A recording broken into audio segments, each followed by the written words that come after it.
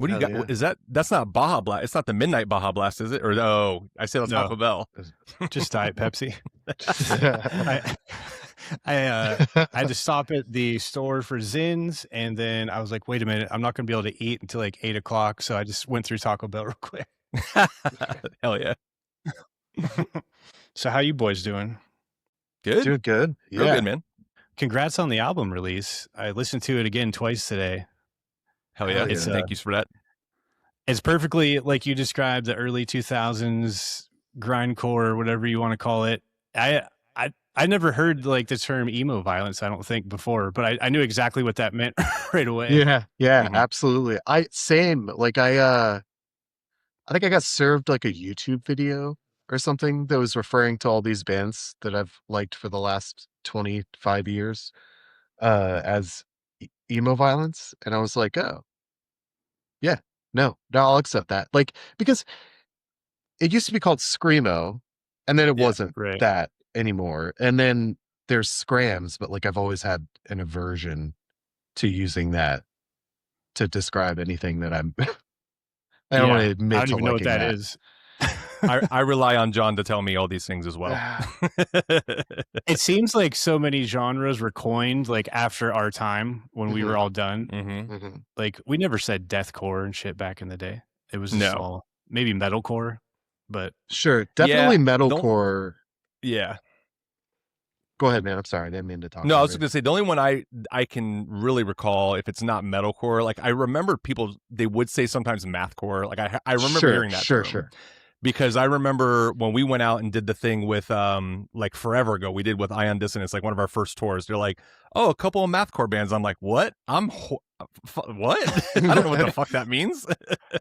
Like I remember hearing that for the first time too. I'm like, what are you talking about? Yeah. And like unknown to me, like, and then there's a whole now subreddit of it. So like I'll pop on there and see, you know, our band will get brought up, like Robinson will get brought up on there, Heartland, like all the bands that are here and present today. But like who knew? Yeah. there was a good what was it? What'd they say? It was something in Reddit talking about from a second story window in our sound, and they called it blackened something or whatever. Or yeah, hell yeah. But it was a cool combination. I was like, oh, I guess that kind of makes sense. Or black gaze or some shit. I have something like that. Okay. Yeah, but I was like, I see the gaze part. I don't know about the black part, but we did have a lot of like tremolo picking and shit. Yeah. Sure. The one that I really appreciated in that subreddit, I think it was how they say it. They said something to the effect of had they been out at the same time, like it like From a Second Story Window and Deaf Heaven could have toured at the same time. And I was like, wow, like that's a great compliment, because I love that. I like that band a lot too. They're great. And just to hear, like, you know, I don't even know if it was a comparison, but just like you guys could really rock on the same kind of tour. Like, I'm like, hell yeah. Yeah, that would have been a good fit. They have such a cool sound, and they've blown the fuck up, which is crazy. Mm-hmm. Like some of these bands like that, or like Lorna Shore or whatever. Like I never would imagine them with these sounds being on the level of popularity they are now. It's crazy. Oh yeah. No, it really is. Yep. Yeah, I just listened to speak of another podcast, the Brutality podcast, I think it's called. Those dudes, those guys are awesome. Yeah. I listened to theirs, and they just had the drummer of Lorna Shore on there too, and just to hear, like, you know, how he came up, and like they went into the genre talk as well, and just speaking about, like, you know, what he was around, like when he was coming up, he was listening to all kinds of different like poppy punk kind of shit, and like, and I was like, wow, really? All right. But like, you know, then got into like blasting, and just from there, like it just took over. Like, so just to hear like everyone's background, I love that's like what you've always done with your podcast too, how you've dug in and, like, you know, tell me how you got involved in music. Like to hear it from him was pretty cool as well, especially for like a band that's like, you know, super out there as of right now. Yeah, it's cool to hear, like, a lot of people, their tastes or what they were into when they started didn't really match what they end up playing. Mm-hmm. And it's sure. I think that's neat, because like same for us. Like I didn't grow up listening to death metal or anything, and like I like shit, like I like Taking Back Sunday, and then I would listen to fucking Korn, or, you know, I don't know. Yep. But there are elements of all those things in our music, and you know, there was stuff that crossed between Robinson and Faswa, and we used the same tuning and shit. Mm-hmm. But like, so Sean was my first guest ever on here. And I can't believe it's been over a year already. No shit. So we've kind of heard your story that time. John, do you kind of want to get into how you got started? Sure. Where do you want to start? Like what got you into music when you were young? And not just listening, but then what made you like have the urge to want to play, and why was it guitar? Okay, so I have pretty much always loved music since when I was a baby. I like responded to it a lot and have pretty much always in some way been obsessed with it. But I didn't start playing guitar till I was 16. And at the time it was kind of a hard decision between whether I wanted to get turntables or a guitar to play, because I was really into Limp Bizkit. Hell yeah. So, but then I saw this video. I saw the video for One Armed Scissor by At the Drive-In. Oh shit. Yeah. And I was just like, this is the coolest fucking thing I've ever seen in my life. And that is what I need to do. So I just begged my grandma for a guitar, and she got me one from the local guitar store. So I guess that's how I ended up. What was your first guitar? That was the Squire Strat, the same one, probably. Nice. Almost Classic. Yeah, yeah, I had a Court piece of shit. yeah, hell yeah. Same like red body with the white pickguard. But you got to start somewhere. Yeah. Yep. I broke that Strat at. Do you remember the Legion Hall in Newark, or the shit? Yeah. Was it the VFW? Was it a VFW? Yeah. The one on I think it was Water a VFW, Street, yeah. I think. New York? No. No, Newark, Ohio. Yeah. I don't know if I knew that one. I saw From a Second Story Window for the first time at that venue. And that would have been that was with Jeff then, right? Probably. No. It was with me? It was with you, and you threw a trash can, and the trash went everywhere. And I was like, "This is the sickest shit I've ever seen. This is fun." And y'all were insane. It was crazy. That venue, just to add some to that venue's awesome. I remember way back in the day, and I have the flyer for it still. Before I was in any kind of band, just wanted to be a part of it, like be around it. Like I booked shows there, and the show that I booked there was it was with a tattoo studio at the time that was close to there, and also had one in Columbus. The name escapes me right now. However, I worked with them, and they kind of gave me all the fundage and all that stuff that I needed. But I created it was a hardcore Christmas fest, it was called. And this was like no bullshit. Like I think it was 2001. I got Eyes Upon Separation, just to name a few. Eyes Upon Separation, Waking Kills a Dream, This Day Forward, who else? For Dire Life's Sake. But the big, like the ones that I was super stoked on was out of nowhere, because I put this out there in the ether. I think it was, shit, dude, that one, I don't even know if that would have been MySpace back then at that point. Oh, in no, 2001. not yet. That's 2000. So maybe like Friendster or like maybe Friendster. What was it? Sure. What was the other? What was the web? Zanga? Zanga? Maybe that. Yeah. What was the web page or like the blog? It was like hxcmp3.com. I think that's it. Mm-hmm. So, anyways, I put a lot of shit on there. I think in 2001, it would still be mp3.com.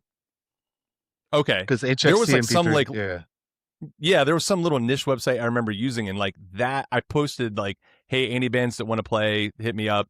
So randomly, like at the very, very close to the end of it, as I'm like getting all this, what was I, maybe 18-year-old kid at that point, I don't even remember, like trying to get all this stuff together, organizing a venue, organizing all these bands, load in times, all this shit. But I loved it. The one band that emailed me at the very end was like, hey, we're on our way back home. Do you think you can get, and this was literally like a couple days before Christmas, I think it was the 23rd. They said, can you give us a spot on your show? And it was Every Time I Die.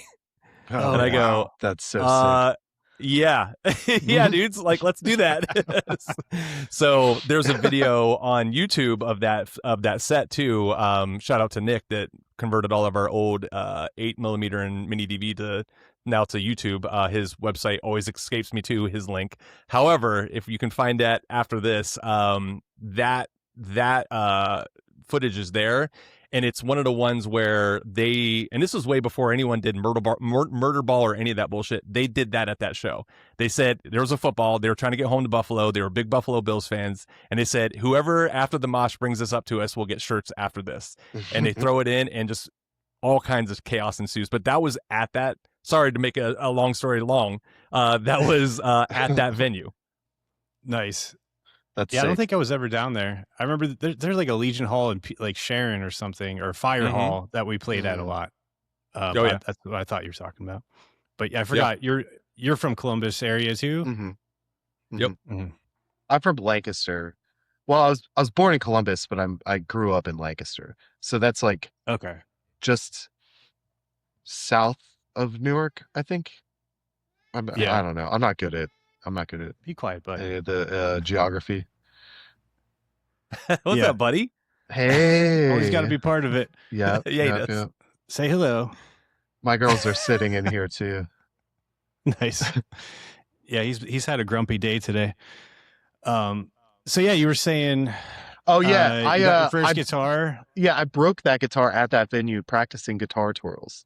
I was outside and my fucking strap just like flew off and it like went straight neck first into the wall. Ooh. Yeah, it was done after that. That's how I learned about strap locks. Yeah, I tried one of those one time in my room and did the same thing. It went head first into the wall. Luckily it didn't break and I was like, never again. Even if I have strap locks, I'm not that cool. I don't care. It's not worth it. Yeah, I think I stopped doing that pretty shortly thereafter. I was like, well, that's just not for me. I was on the receiving end of a couple of those whips from a few people in these bands. Sure, but, sure, absolutely. I remember, yeah. Like I remember just like the adrenaline pumping, and then like later, like after we get off the set, I'm like, "Ow, what the fuck happened to me?" And my arms bleeding. Yeah, once the adrenaline wears off, you figure out all the damage you did. Yep. So, John, how'd you? What was the first band you said you heard that you were like, I have to do this? So At the Drive-In was like the band that I saw, and I was like, oh, this is sick. Because like previously I'd seen just nothing but like nu metal guys, right? And I feel like the stage antics there are corny. And that has always, and then I saw people like freaking the fuck out, and like it just like opened a world of possibilities for what things could look like. Because I totally different vibe at those kind of shows. Yeah, I mean I grew up listening to the radio, so like that was my only way of getting music at that time. I didn't have like a cool older sibling or anything to show me stuff, so like I don't know. I saw that on MTV2, I think. Yeah. Same here. Being are you an only child? No, I have a younger sister. Okay. Well, I got to show her stuff. That's cool. Yeah. But yeah, I was gonna say I can relate to that because I grew up with just my mom because my parents split when I was 2. And she didn't really listen to much, so I just heard the radio here and there, and that's why I got into music way late because like until I met like Nick and our friend Brady and stuff, and they were listening to Nirvana and shit and Green Day, and I was like, oh, this can actually be good. Yeah, totally. I think beyond radio, anyways, for me, it was just like the samplers. Like I don't know if you guys got really big into samplers or anything like that, or like just like the cassette singles. The one for me I'll never forget was, I don't know how I got my mom to let me subscribe to Alternative Press, because the one that I wanted so bad was the one with the Marilyn Manson cover. And she saw that and was like, okay, like we'll see what happens here. And then I got the single for, I think it was Antichrist Superstar on that, like, or from Alternative Press. And that, like, for me, dude, like that expanded so much for me. But samplers I would always just search for samplers or cassette singles or things like that.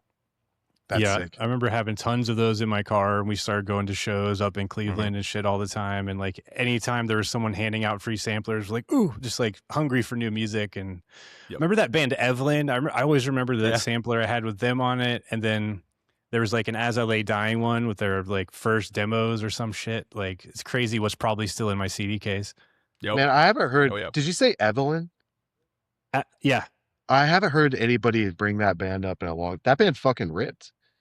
As I remember, I only knew like the two songs I had on that sampler, but it's the one that started with the drums, like dun, dun, dun, dun, dun, dun, dun, dun, dun. It was sick. I think I downloaded that stuff from for the mp3.com. There was like one day when I was first in college that I just like downloaded everything that was in like the top 100 hardcore bands, and it introduced me to like bands that I would go on to love for the rest of my life. Yeah, I remember hearing the genre of hardcore, just people calling things hardcore that weren't hardcore at all, and none of us knew because we were all new metal kids. Yeah, and we thought hardcore was like wear a mesh hat and chucks and like do like spin kicks in the crowd. We just didn't know anything. No. So you're in the Heartland, and I know I'd always known of you guys. Did we play shows together back in the day with Robinson or anything? I feel like we had to. We played with Robinson a couple of times. So I think the first time was in West Virginia at the Brick House. That sounds familiar. And the second time was at in Pittsburgh at this like it was at the Clinging to the Trees of a Forest Fire too. Yeah, I remember them. Yeah, I think that's the show that I met them at, actually. Okay. Fuck, it was this like arcade kind of thing. It was like it felt like a house that was converted into like an arcade or something. It was very different weird. Place. The only venue I can remember that was like DI was it Mr. Roboto Project? It wasn't Roboto Project. It was okay. That place was great. Yeah. Oh man, I can't remember what it was called. This is seriously 20 years ago. Like I can't. I know that's what, like I have very specific memories, mostly like things from being on tour, but like all the like kind of the local shows that blend together and like the local bands and who I met and everyone swapped members and shit. And like was Jimmy in the Heartland at that time? Okay, he sure was. Yeah, and then he was in what was the other one he was in? Dead Will Rise, right? Yeah, I was also in Dead Will Rise. I was in Dead Will Rise before I was in the Heartland. Okay. Whereas Jimmy was in Dead Will Rise after he was in the Heartland. Those lineups are like very incestuous. Yeah. It was kind of the same with us too. Like Joe wanted to play bass for us when we didn't have a bass player. And I don't think you had a bass player when we played together. It was just two guitars. Yeah. Oh, then okay, I was probably doing the pedal fucking. Yeah, you sure were. You sure were. Yeah. I miss so much power in your hands. I remember that. I remember seeing that and being like, that's so fucking sick. That's so sick. Yeah, we just did it out of necessity and not wanting to find someone else. And we're like, I think this can work. And with our kind of music, it didn't matter what the bass did, as long as there was Destroyer didn't have a bass player until like the 2010s. Yeah. Yeah, but we swapped members because like we took Jeremy from Aphasia. I mean, he was already out of Aphasia when we started the band. And then Joe wanted to play bass for us, and then I joined the band later. And Nick was the first drummer I played with in our band. We were called Syndrome. It was really bad new metal. Hell yeah. So it's like that's what's fun though. It's like everyone's so close, and it's like you lose somebody. It's like, hey, just call up fucking Steve. You know, we like everybody's so close. You have these people to shout out Steve pull from. Yeah, it's just made up a name. How much touring did the Heartland do? A lot.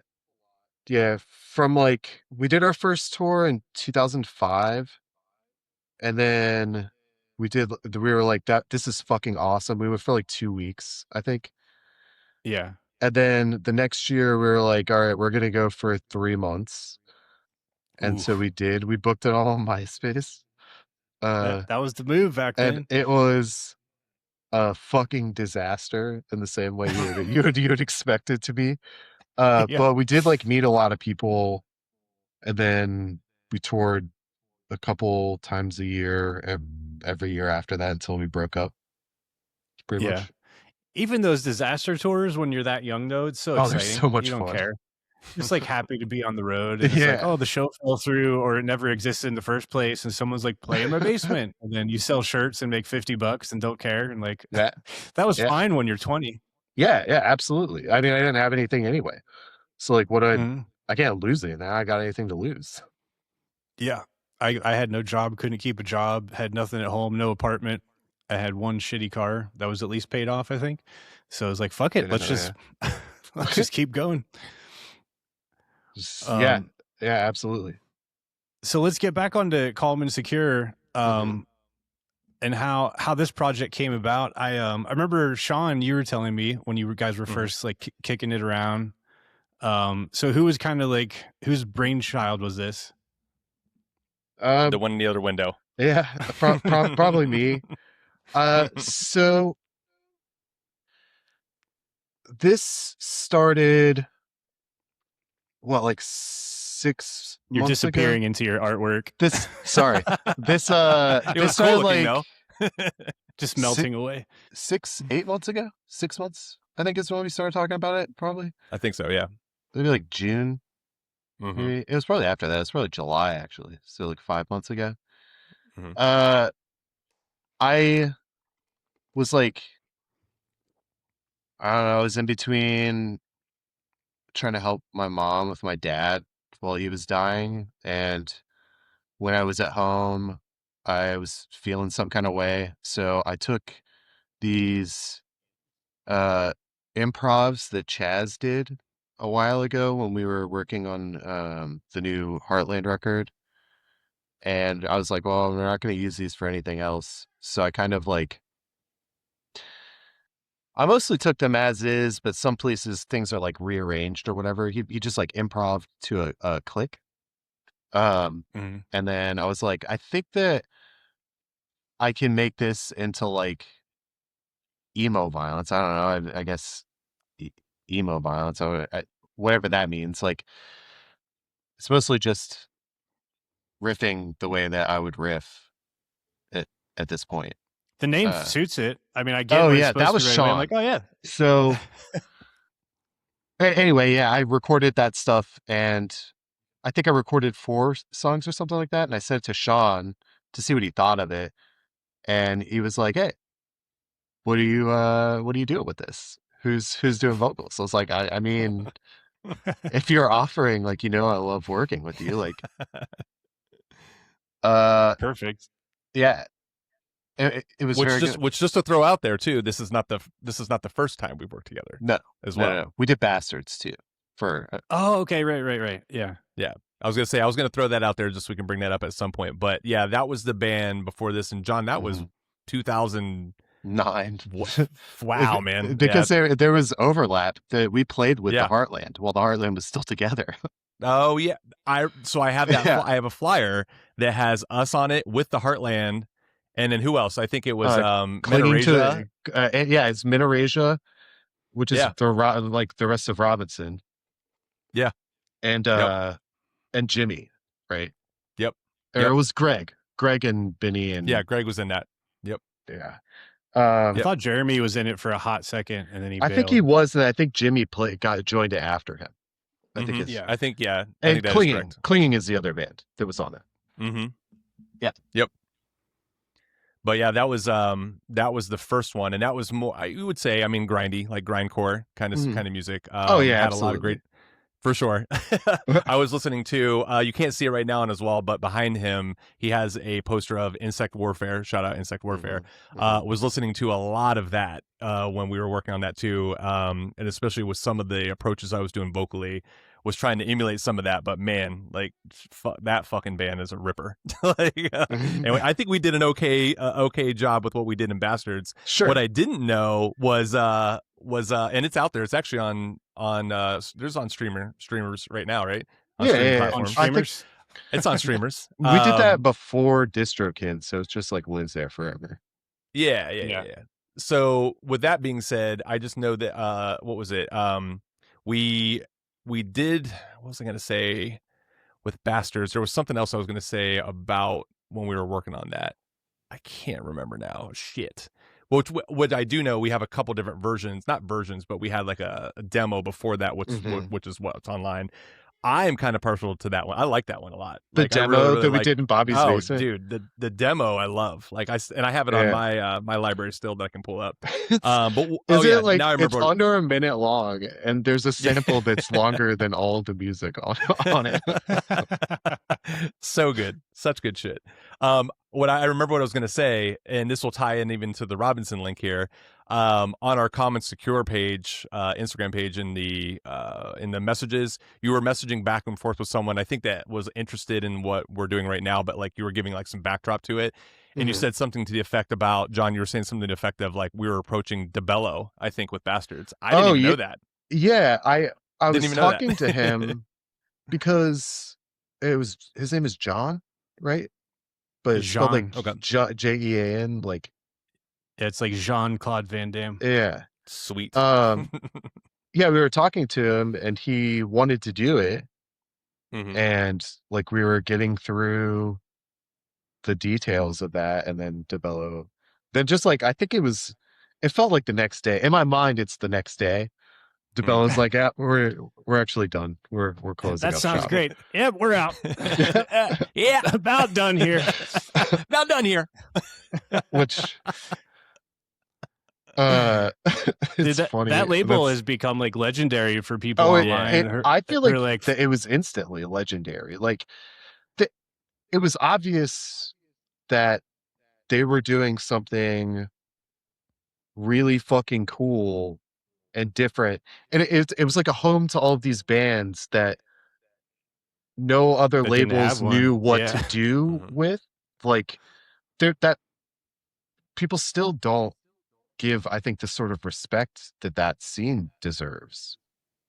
Like, and thank God for Wax Festival bringing that back, and like absolutely, new people finding it, and like things people send me they found on Reddit of like young kids talking about Robinson. It's like, what the hell? Like, dude, that's so crazy. Because I remember like same thing. Like we had a little bit of a name getting around, and like we had people coming to our shows and stuff, but you know, we knew there's a ceiling for this kind of music, and despite like things starting to go well, I think we sent out some emails and stuff, and like nobody was interested. We tried to get on Black Market, and no offense to Guy or anything, it just, you know, it was like probably wasn't for him. So we're Guy. We're like, shit, what do we do? And then DeBello came out of nowhere and was like, oh, we feel at home here with the Destroyer, and like it was just it was really cool. And side note, shout out to Corey and Mike. I've been playing Arc Raiders with them from Destroyer. Hell yeah. That band rules. Yeah, they're awesome. I know they said they were working on a full length for this year. Hopefully, they had to take a break. So, like, was it Mike that broke his shoulder? Something happened, but whenever they finish that, I'd love to have them back on too. Oh yeah. Right before I came on here, actually, I got a message from John. You'll probably know who this person is, Joel, saying that he recorded you guys and Destroyer, like Heartland stuff. Yeah, Joel. Yeah, Lover. Yep.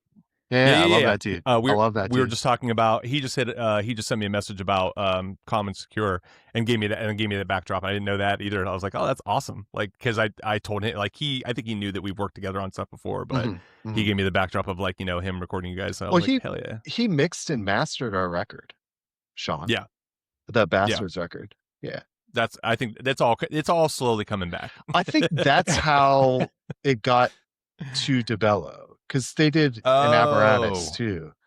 There's the link. Yeah. I think he said actually the way I started talking to him is Joel sent him the Heartland record that we recorded there, and he like reached out to congratulate us, and that's like how the conversation with John started a couple years before. Yeah. I haven't thought about that in a very long time. Yeah, that's crazy. When our band broke up, I kind of stopped paying attention to everything, and then all of a sudden I was like, oh, DeBello's just gone? Like, what the hell? Like, when I finally checked one day, and I was like, what a bummer. Yeah. Damn. Yeah. So, I mean, I get it. I'm sure that was a hard fucking label to run. Yeah, I mean, you're not going to make any money doing that. No. Maybe he would now with all those bands being more popular than ever. Yeah. I wonder where he is. It's fake literally popping up with Robinson merch. Yeah, what the fuck was that? Sean That's crazy. Put that in our band chat, and he was like, "What'd you say?" It was like, "Is this you or something?" Or like, I said, whatever. so a dude from Reddit, like out of nowhere, just hits me up and goes, "Hey, just wanted to be on the up and up with you guys. I know that there was official Robinson merch at some point, but are you guys aware of this?" And like gave me the link, and it's like a whole IG page of Robinson merch. Wait, it was Robinson and someone else too. Like it Tower was of Rome. Yeah. And I'm like, let me send this to Paul just to be sure. And yeah. And so I reported it, and then I shared it to my stories, and I said, this is not official, don't buy anything. And then literally instantly the page was gone. So they got scared and deleted it, because no way Instagram did that fast. No. But if they didn't, I was going to try to contact Tower of Rome too, because they have an Instagram, and be like, hey, let's fuck these guys up. So shout out to whoever that Reddit guy was that gave us the tip off on that. I never would have saw it. Hold on. Well, you guys, I'll pull it up. That is worthy of a shout out. Yeah, that was really super nice. And I didn't even know Reddit has like DMing capabilities, but like I'm like, wait, I got a little notification. Oh, shout out to Littered with Arrows on Reddit. Oh, that's a Destroy song too. Yeah. I've talked to that person on Reddit before. And he also runs. He says he runs a certain subreddit or something. I'm pretty sure. Yeah, the Math Grind. Yes, subreddit. That's it. Yep, yeah, you got it. Oh, yeah, sick. Yeah, so, thank you, shout dude. out to him. Appreciate that. Absolutely. Like, I will take it as a compliment though that if anyone ever wants to bootleg your merch. No, that is like. I mean, that's like. I was like, why don't you pick a band that will actually make you some real money? You might get 5 nerds that are like, fuck yeah. That's awesome. Fuck, what was I going to ask you? Oh, back to recording. So you said you had started writing for Calm and Secure with some like drum demos that he had? Yeah, exactly. And did you guys like then take that and write full songs and re-record, or were you working off that? Or we just use those songs. That's awesome. awesome. We have really good. It was in a studio, so like it was really good recordings of these improvs. And I kind of liked that they're a little bit chaotic and weird, and it's like from the drummer's perspective to some degree. If that makes sense. Yeah, that's neat. And I'll to be honest with you, there was I watch this podcast regularly because I like it. You're covering stuff that I like. Oh yeah. And there was a moment that you were talking about when you were writing for Robinson that I found really inspirational. Talking about like your drummer is Jeremy, is that right? Mm-hmm. Yeah. He would do like weird fills for a number of counts, and you would just kind of like fill in the blanks there. And when I was working on this stuff, I thought about that a lot, because I was like, well, that does make things sound like really chaotic. And yeah, I don't know. I wasn't trying to rip anybody off or anything like that, but no, like, I get what you're saying. I found that idea like really inspirational. Yeah, and that was mostly because Jeremy was like the driving force behind that sound. And so he kind of just led the way, and he was like, I'm going to blast for 6, and then we're going to do these 3 hits, and then I'm going to blast for 8, and then we're going to do this, and then we'll do that thing 3 times instead of 4, and just make everything weird. Sure. And so Greg and I just looked at each other and go, want to do this chord? All right. All right, let's go. And we just figured shit out, and it just sounded really nasty and like nothing I had ever really heard. So I was like, sweet. All right. I still don't know that there's very much. There's very much. Shit, we haven't mentioned Greg yet. I love Greg. Old Gerg. Yeah. Greg. The black metal band. Used to call him Gerg. Gerg. Yeah, hell yeah. The black metal band that I played with when I was living in Pittsburgh for like 8 years, practiced across from Constant Hell.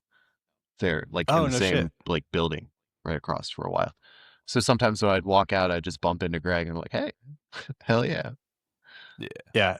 Always a I nice, haven't seen him in pleasant person surprise. in a long time. I had a great time with him on here. I was gonna say the episode was hell great. Yeah. Oh yeah, because he could fill in all the stories I don't remember, and vice versa. Yep. So it was great to. And then Mike had his own stories too, like the fucking weird Indian woman staring at us in our hotel. I completely forgot about that. It was so creepy. But yeah, Constant Hell was sick. They put their boots in the ring. Mm-hmm.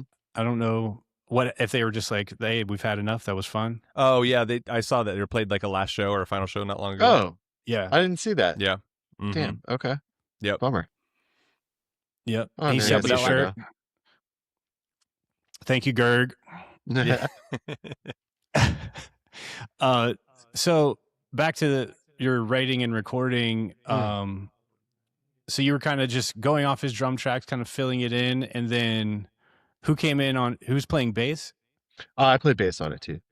So I played bass and guitar. So I guess one thing that's interesting about the writing process is that I initially recorded it in standard tuning.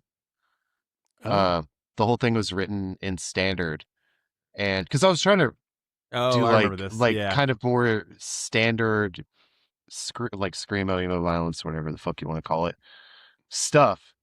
And then I used the Neural DSP software, the Gojira plugins, whatever those ones are. Mm-hmm. And the down tuning on that is like magic. It's fucking insane. Like it literally just sounds like you played it on a guitar in that tuning. Yeah. Like anyway, I tuned it down 10 steps just to see what it would sound like, and I was like, oh shit, this is fucking disgusting. And I don't know that anybody has done quite that before. Like, yeah, what tuning would 10 steps down be? It's G flat standard. Okay. I had to get a baritone. I had to get a baritone to even have something that would hold tune in that tuning. Like the normal scale. No, well, I re-recorded everything with a baritone, so that it was like not. In my head, it felt like it wasn't right to play in one tuning and then tune it down using plugins or whatever. Gotcha. So I just re-recorded cool how that idea came, though. That's how a lot of great shit happens. You're like, let me just click this button real quick. Like, let's see what happens holy here. Shit. Like, oh my redoing God. everything. yeah, right. And I have this other bass. I have a bass that I normally use. It's in standard tuning that I can't. It like the strings that I use literally like wouldn't hold it. They're just flopping around. Like they reach. It's like reached the point where it won't do anything. So I had to get like really big strings. Yeah, those like thick really boys. big bass strings. I had to custom order and like one. I couldn't get it in a pack to get like a 110 or something like that. I'd have to look it up. But yeah. In order to like actually do it without tuning everything or without like doing it with software, I had to jump through some hoops. You're disappearing again. Yeah, he's like an apparition. I keep yeah. You're lucky I'm even inhabiting this corporeal form in the moment. Yeah, I had a fucking shitty Epiphone bass that I was demoing Fastwood stuff with and whatever, and it's like that thing is not holding drop A, and then when we did lowest, that's in drop G, so it was just like fart. So I borrowed one of Joe's basses, and then for the American Heat stuff, I borrowed that 5-string, which is Mike's brother's bass. So that thing is fucking what tuning awesome. is that stuff in? Is that that's standard? Drop B. Is drop what? Drop B. Okay. B. Okay. Yeah, I think I don't really have like a specific preference for tunings. It's just like whatever sounds right for whatever I'm doing. It's like, does this hit the mood? Okay. And I had never done a project in B. I've always done A, C, G, I don't think I've ever done anything higher than C. I've never played in standard tuning in my life. Like, this is some bitch shit. I need to be lower. I like writing in standard tuning because if you write riffs that are heavy, and then if they're like heavy and standard, and then you down tune it, they'll be gross. Like, yeah, for sure. It only gets nastier as it goes down. Like, yeah, you have a lot of gross chugging and some really cool chords in this. Forget what was the song I had noted. Which song? I think Without Light is probably my favorite one. But that's a good one. Mm-hmm. That song's really fun to play live. What's the Photograph Rot one? Hell yeah, that's another good one. I kind of like that like orchid type melody at the end with those octaves. Mm-hmm. I think they are. Oh yeah. That one's also a lot of fun to play live. Mm-hmm. They're actually all fun. It's really fun. It's actually a really fun project all across the board. It seems really fun. Like it's got a unique sound to it, and the name specifically, like I remember Sean told me the name Calm and Secure. You guys were doing the back and forth thing, I think, trying to figure it out, and we were doing the same thing with American Heat, and we were obviously just the fucking worst. And then when he first said it, I was like, Calm and Secure, I don't know. And then later, it's like one of those things, you see the artwork and hear the music, I'm like, oh, it's fucking perfect. I like it. Yeah. When he sent that, because it's a Love Lost but Not Forgotten song, which that band also fucking rules, and I feel like we share some sonic DNA there in a lot of ways. Yeah. But Sean was, I guess, you sent a number of songs of theirs to like consider as song titles or as a band. Because we were looking at like Page 99 songs and stuff like that. I feel like it could also be like a Glassjaw song title on 100% later stuff. 100%. That's the God, best band name ever, by the way. Mm-hmm. Yeah, absolutely. I fucking love Glassjaw. That band rules, and they're so good live. Yeah, I haven't listened to them in a while. I like forget about them, and then they pop back in my head. I'm like, holy shit! Like, and there's never been another Glassjaw that's like, oh, these guys are a Glassjaw ripoff. Like, I don't even think anyone can really attempt. I saw one band live one time that sounded like Glassjaw, but I don't remember their name. And I've heard singers try to sing like Daryl, but I've never heard a full band like be like, oh, they all sound like they're trying to be Glassjaw. The only time the Heartland played in New York, we played the Lit Lounge, and we played with this band that sounded like Glassjaw. And we watched and we were like, wow, this is sick. This sounds like Glassjaw. And then them and everyone else except for the sound person left, and we just played to the sound person. And so I like gotta love those. I was shows. like, well, I'm not going to commit that band to memory. So those shows are always very fun. Yeah, that sound dude was like, this was awesome, and he followed us for like the rest of our career and bought like every time we put merch up, like I'd send like he'd always buy stuff. It was funny. The shows where there's absolutely nobody besides like the sound guy and like the bartender, like whatever. It's like almost like, of course you want it to be a full packed house, but it's almost a relief where you can kind of just goof off and have fun. Right. And you never really get to do that on stage because you always, I got to play well and I want to put on a good performance. And so it's kind of like just a release where you can just be goofy and silly. We had one like that somewhere with FASWA with Will, like maybe I don't know what state it was in, but or which it was like with Sworn Enemy, I think, and everybody was there to see them. I think they were headlining, and then so everyone came and watched the first band. We're like, oh, it's pretty packed, completely emptied out. We played to like 5 people, and it hurts more when you know there's people there, but they're outside. That's the worst. Is when there's people outside, when there's like 100 people outside smoking, and there's no one inside. You're like, oof, what's going on here? But if you're one of those bands that can make it happen to bring them all in and they've never heard you, That'll be that's the fucking night. Yeah. Those early Wild West days where like it was still crazy to see a band go absolutely apeshit on stage. Yeah, that's why I'm throwing trash cans around. Like, what do you mean? Like, get inside. Come see this. Get in here. I think the first band I Sean, really saw was probably Newark, Norma Jean. like, oh yeah, what were you gonna say, John? Oh, I was gonna say, Sean, that was Newark. Like everybody from a Second Story Window was like the band there at that time amongst that scene. But I remember it was we played like a show. What sticks out for me for one of those was Hebron, like a Hebron, Ohio show. Yeah, that's what I'm talking about. It's Hebron. Sorry, Hebron, Newark. Yeah. Miller Lake, is that where? I've never even heard of Hebron. It's like it is Hebron. Basically, if you just Hebron and Newark there's no delineation. You just like you're in Newark, you drive for a little bit, it's all a city, and then you're just in Hebron. Like, yep. Yeah, that's what I'm talking about, is that on Water Street in Hebron. I call it Newark. Oh, Waterworks. Waterworks Road. That's it. That's the one. I know what you're talking about. Yeah. And it was that's the show. Sorry. Didn't mean to interrupt.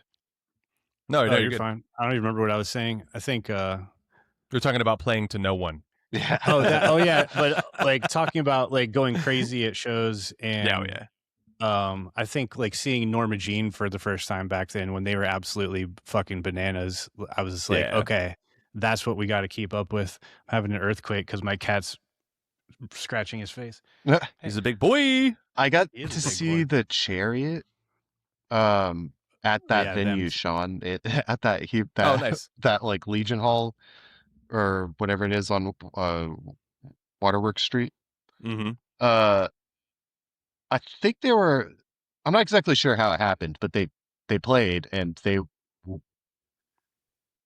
they sounded like shit. I'm going to be honest with you. They sounded terrible, but they were wild. Like they were throwing their instruments around and that was sick. Yeah. But the next time I saw them, I could never get into their music. I really liked their first record a lot. I listened to it nonstop. Like unrivaled. Yeah. I got to see what's his name in 68 or something like that. Yeah, they're sick. It's like a two-piece. Yeah, it's like it's butt Josh on it's like butt rock and mathcore mixed together. It's awesome. Nice. It's really weird. Yeah, sick. There's some cool, it's like the melodic secret stuff in there and rock and roll and the secret ingredient is sometimes like Creed a little bit. It's like Creed if Scott Stapp was in a mathcore band. It's awesome. I'm not talking shit. I'm just you're stating a fact. I'm just stating facts, you know. I saw a video of Fat JD Vance, you know, that the everywhere, and he was singing Creed, and it was like the AI was so perfect. Like now they can do the lip syncing to the lyrics perfectly now. Like we are so fucked.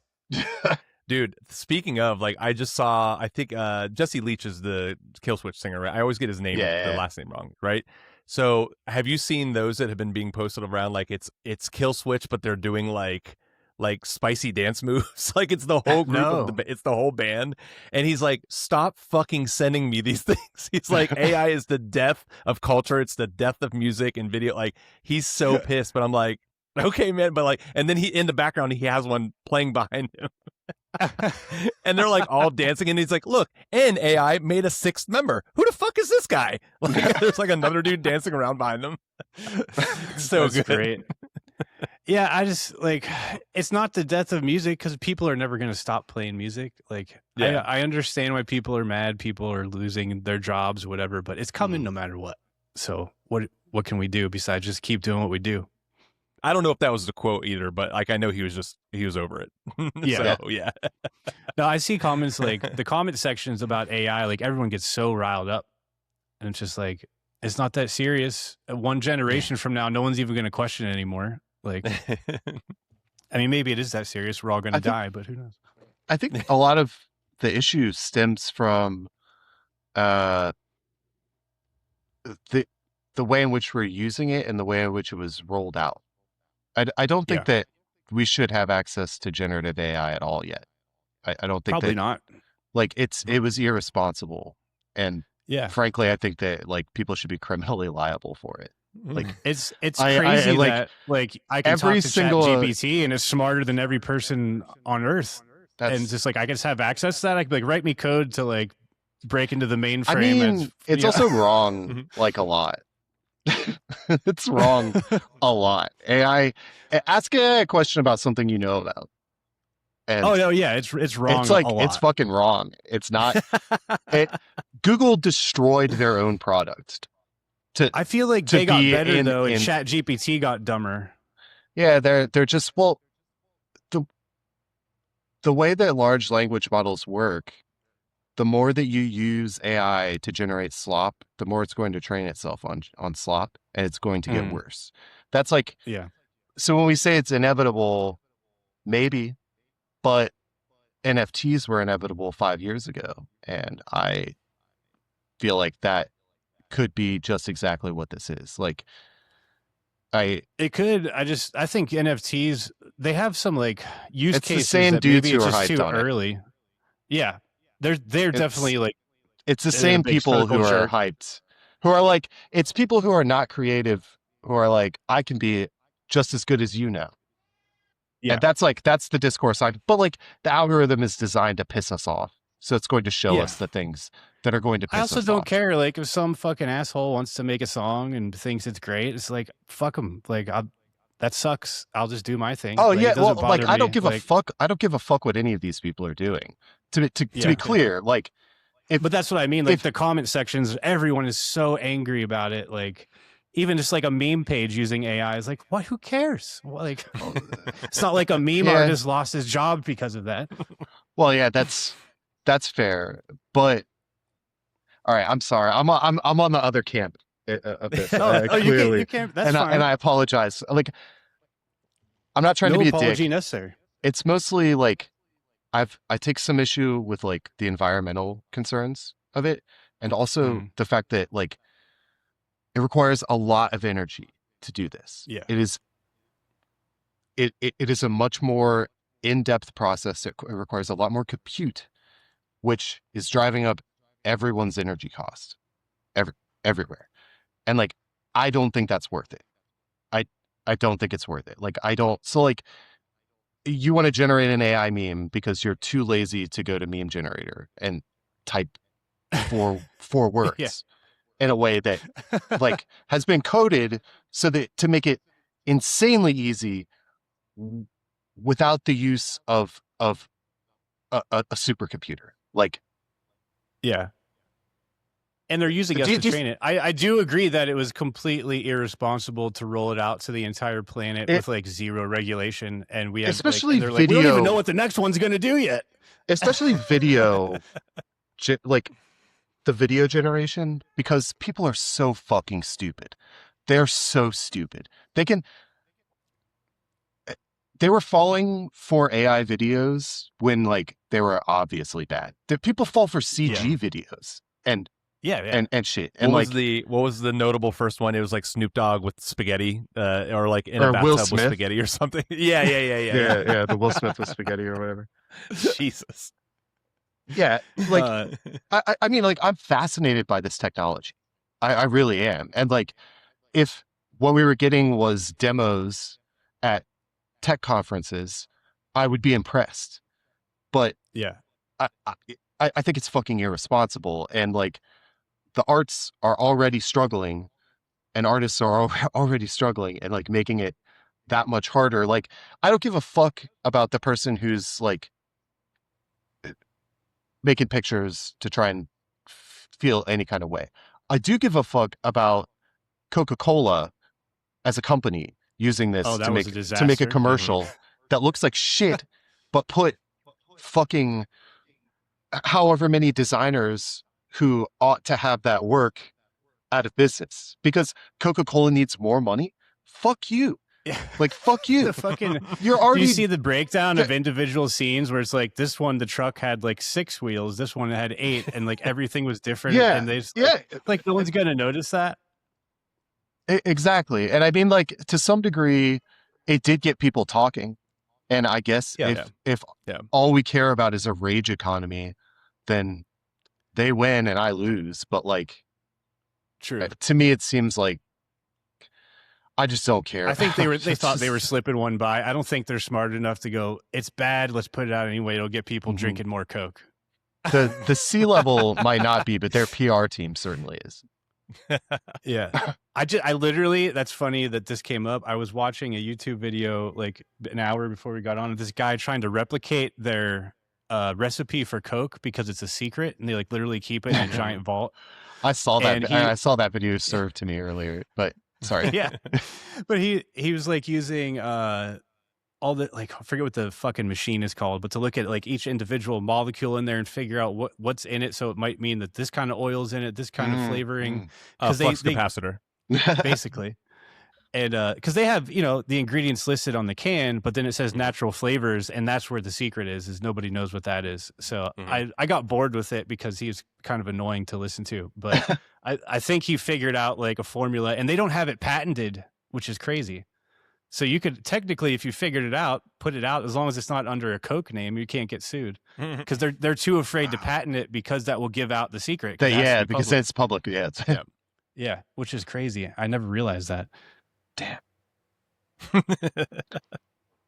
Well, that took a turn. Yeah. Hell yeah. Sorry, I'm podcasting, boys. Yeah. Yeah. Well, that's what we're here to do. I love this. Hell shit. Yeah. I was going to ask you something else about the record. So the Wax Vessel thing. How did that come about? And did he have his artist do the artwork? He did. So I sent the first song that Sean did to Nick after I had vocals because I genuinely wanted to know what he thought about it because he has great taste in that world.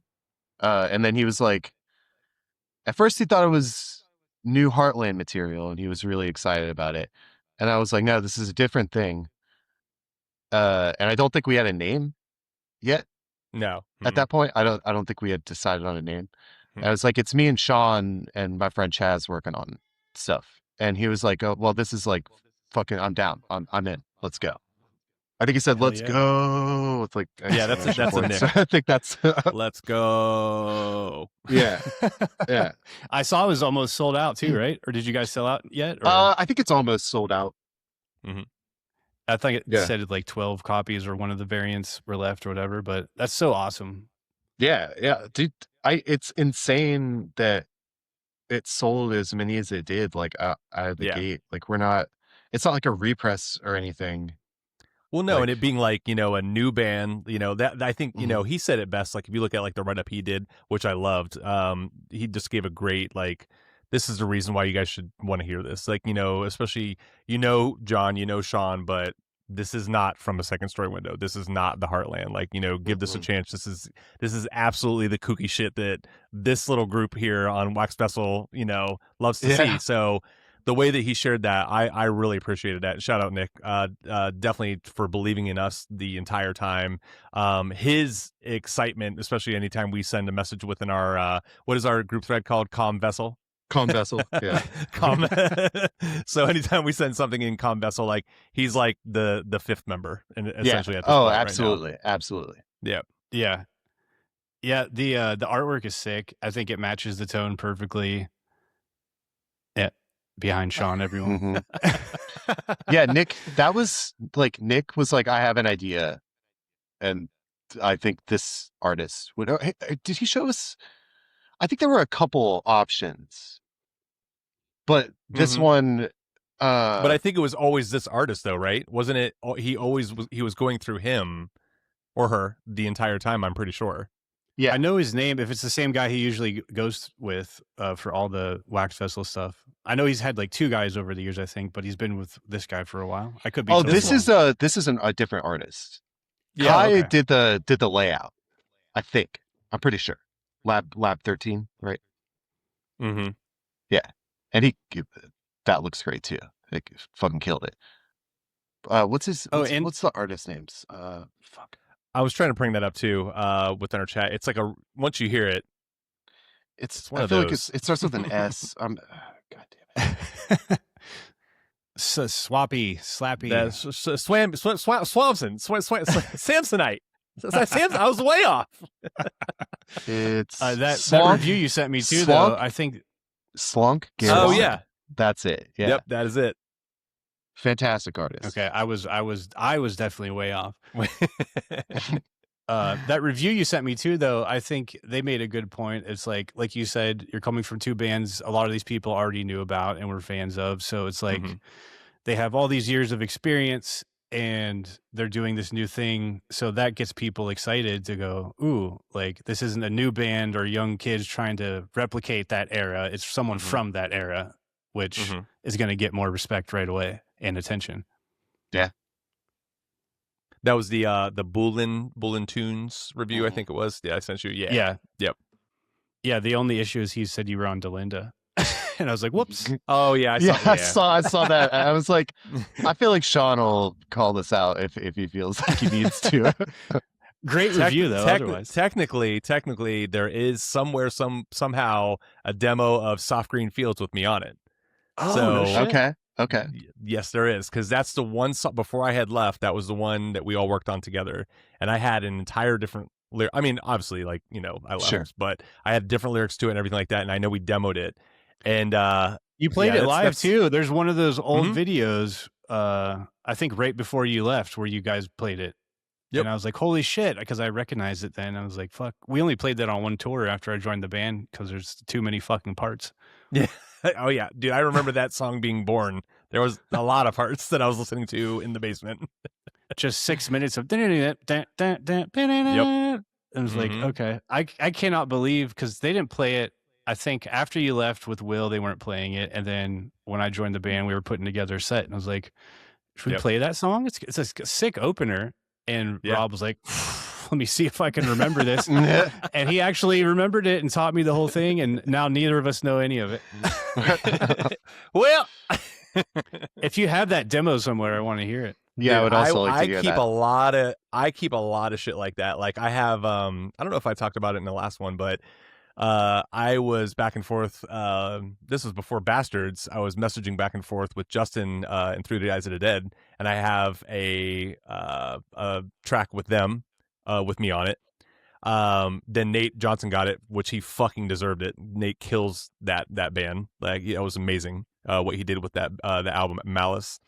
And then a whole bunch of other like random shit like that. Like I have a whole bunch of weird wacky tracks that I have saved somewhere. But yeah, I'll unearth them at some point. There is another, this got reminded to me the other day as well, John, the project that is, what is it? Isn't it you and Jimmy and with me on it? Yeah. The one that's like more traditional grindcore. Like there's a whole other project there. And and Jimmy asked me about that the other day, and I'm like, oh shit, I forgot we did that too. Yeah. There's like what is that one about? What's what? What's that one about? Does it have a name? No. No. Paul, you know that band names suck, and we're not going to do anything with band harder names than writing the songs. Well, yeah. No, I mean, truly, I feel like when I was younger, I had 100 bands that had names that never had any songs. But now I have like projects with whole records that like I don't know what this is called. Yeah, I don't know. It's something that's distinct from all my other stuff. When you're younger, you're thinking more about the identity of it and whatever, and then you get older, and it's like the actual art itself means so much to me. So I got to really think about what we're putting out into the world is the name of it. Like Mike and I for American Heat went through I don't know how many fucking lists and lists and lists and ideas and sending inspiration back and forth, and we hated everything. And I think I said American Heat first because we just wanted to be Heat. There's actually not a band that everybody knows called Heat. There's like a few small ones, and there's one big one from another country. I forget where they're from, but they're like H.E.A.T, and it's like an acronym for something. And he was like, I don't know, they're pretty big. They played with Ozzy. I was like, yeah, but does anyone call them Heat? It's technically not the same. So then I was like, all right, we can move on from that. And then we were thinking about rock and roll and Americana and whatever. And I was like, what about American Heat? That's fucking badass. And he was like, nah. And then so we put that aside and we went through all these other ones. And then he came back around. And he said, I think I like American Heat now. And I was like, yes. So we sat on it for like a week and we're like, okay, that's it. but everything was like last minute except for the music, with deciding that, and like the plans for shooting videos and stuff. We're like, we can't do a whole band performance because there's just two of us, and it's like, what do we do that's not corny? But it came out all right. No, it was sick. Oh yeah. Thank you. We did that in his basement. Oh yeah, you guys set up like a whole little. Did you like you soundproofed it or like treated it or whatever, or no? Oh yeah, for his vocals, yeah, he hadn't done anything since the Whiskey Rebel Bastards, his last like Thunder Rider type band with Nick, and that was like 2011 or 12 or something. Yeah. So he was so excited to get back at it. He's like, I'm going to build a studio in my basement. I got this little perfect like closet for it. And he bought a new computer and monitors and mic and everything. That's awesome. It's just like ready to go. So he had that set up. So I did everything else here. I'd go down there and record him. And it was my first time like recording a singer like in a booth, which was really fun to learn. And then, yeah, so we finished that. I mixed it and mastered it. And then we shot those videos down there, and he set up like all the lights and shit. It's his basement, so perfect for that. So it came out really good. Thank you. Hopefully do some more shit. I already started a new song that we've been working on. Then he and I both got sick over the holidays, so just put it on hold until, because we have there's no reason to rush. Who cares? Yeah. At this point. Yeah. Absolutely. Hopefully play some shows eventually, but it's nice to just have no pressure and like be old and like, I'll just write music when I feel like it. I think that makes it better too, because you're not like, all right, we need to finish an album by the summer. Yeah, true that. Speaking of shows, I think you were telling me this, the one lyric he has, something like, it's like Tallahassee living, something in there, and then someone hits you up and like, hey, I play bass, like, are you guys are out, you guys are in Tallahassee, like, or something. Yeah, we like thought we were. Yeah. The first line of the song is Florida Man is Tallahassee living, taking too much heat. Yeah. And that's I was like, dude, we're in Ohio. But yeah, that line was so sick. And then we were trying, I still laugh about it. The title of the EP is Too Much Heat. And so I thought Too Much Heat was one of the band name suggestions too. And he's like, what if we just called the EP American Heat, Too Much Heat? And I was like, fucking perfect. Done. That's dude, so that's hard. Yeah, it is hard. Ship it. His lyrics are so goddamn good too. Like he just came out swinging, like ready to go. And I can't wait we're going to do like a more soulful one on the next one, where he's like getting real rhythmic with it, and I'm gonna lean back on the guitar, just bass and drums, and see what happens. But I'm stoked. Hell yeah! I can't wait to hear that. Yeah, are you guys gonna keep writing or what? Yeah, I think so. I think we're gonna, I don't know, have Chaz improv some more stuff. I was gonna say, I think that's the build sauce. Stuff around that. That's build the stuff formula. around it. Like he's a maniac. Chaz is so fucking good. Yeah, dude. Some of those fills and shit in there. What are the I don't know which song it was. It's a crazy part where everything else stops and he's doing a fill where it's like snare to toms, like, but the toms sound like really high pitched, almost like roto toms. Is he using? He has like a big kit. Okay. Like it's not like Neil Peart or anything like that, but he does have a lot of toms. I think he has. So he's probably got some like small ones up there. I think he has. His small one's pretty small. Yeah, that stuck out to me. I was like, that sounds really neat and unexpected in there. I think I think he's due for a playthrough video. Oh yeah, that would be cool. Yeah, where does he live? In Columbus, just a couple miles from me. We practice in like Linden area, I think.